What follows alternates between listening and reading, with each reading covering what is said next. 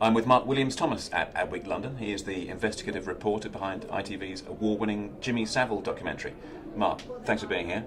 It's been 18 months now since the programme went out. How do you reflect on this? Could be an hour-long answer, but keep it slightly brief if you could. But how do you reflect on what's happened since? Well, obviously a lot's happened. You know, in the aftermath of the programme, there was an awful lot of publicity. In fact, it stayed on the front pages for 41 days, which is phenomenal.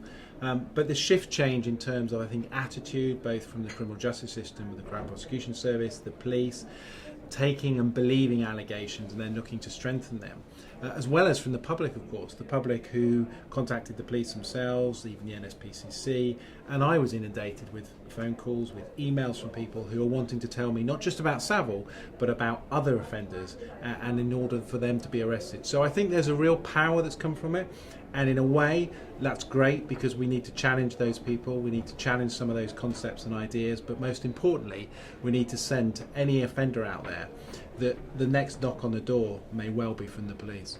What's been the impact in terms of TV news and the sort of investigations they carried out? Did your work inspire others to do the same, or what's happened there?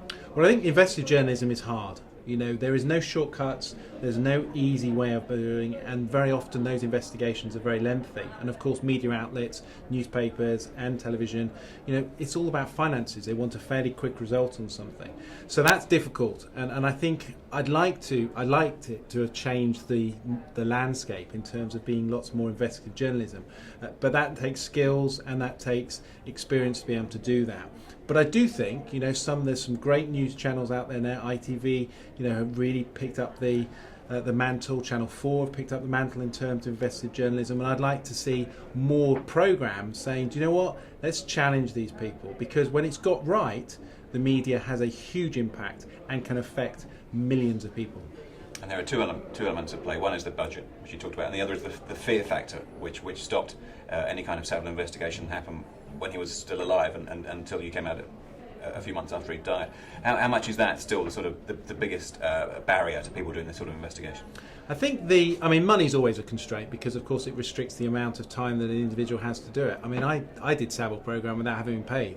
I wasn't paid until after the end of the Savile programme, and that shows the commitment that I have. I was in a position to be able to do that. And of course, most investigative journalists aren't in a position to do that. And in terms of challenging those people, you know, if you get it wrong, you can get it really wrong. And we've seen some of that evidence in terms of the BBC Newsnight programme afterwards. But if you get it right, and some newspapers have been brilliant in some of the exposés they've done recently, it makes a massive difference. But you've got to be confident in your material, you've got to be confident in your sources, and you've got to make sure that what you're putting out there absolutely is correct. And you said today that the Savile programme, as you made it, would never have gone out had Savile been alive.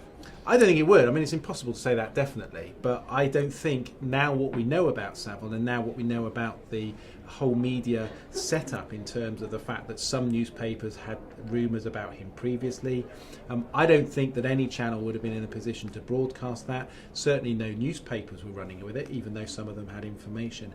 And this was a very litigious individual. Even his police interview, he made threats with regards to suing people. So I don't think that would have been in a position where we'd have got to air. I think he would have injuncted the programme far earlier, and you know, everyone had been so nervous. Listen, they were nervous to broadcast a programme with a guy that was dead, let alone a guy that's still alive in a position to sue people. So I don't think it would have happened. And that begs the question, are there Saviles out there today about whom people should be making programmes but aren't because of that very reason?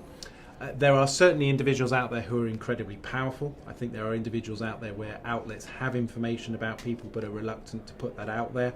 And what we need to do is challenge those organisations and say, look, let's get the evidence and let's put it out there. Obviously the right place is through the criminal justice system if there's criminal offences. So we need to bolster that. We need to say to victims, come forward, give your information, you'll be supported through the criminal justice system. Let's get these people convicted. And then once these people are convicted, let's do a programme and expose what they were really up to.